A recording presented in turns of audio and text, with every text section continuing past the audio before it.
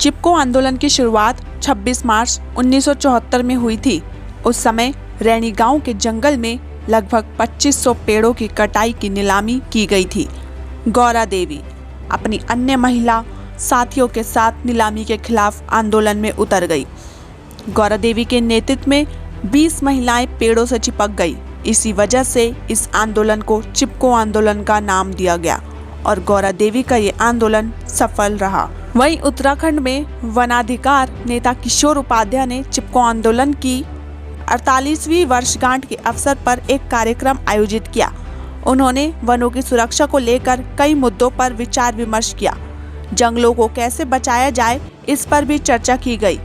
उन्होंने चिंता जताते हुए कहा कि चिपको आंदोलन की जरूरत आज भी है।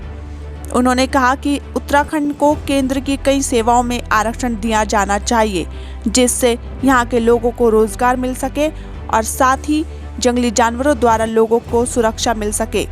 इन सब बातों पर जल्द ही एक समिति बनाई जाएगी। जो चिपको आंदोलन हुआ, दो महत्वपूर्ण आंदोलन हुए।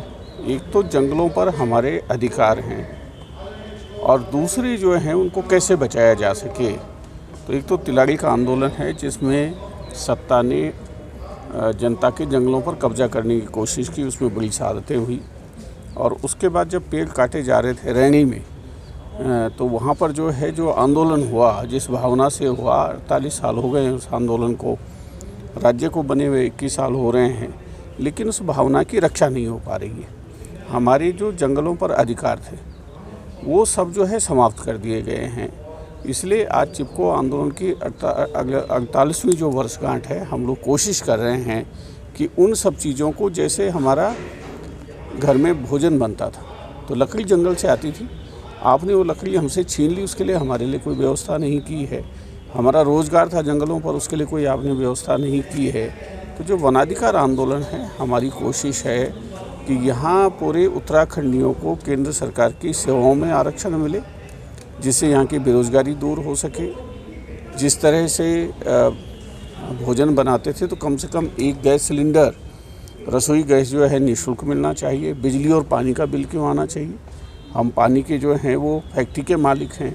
जंगली जानवर सारी फसल नष्ट कर देते हैं, लोगों को मार देते हैं और सरकार उस पर ध्यान नहीं दे रही है।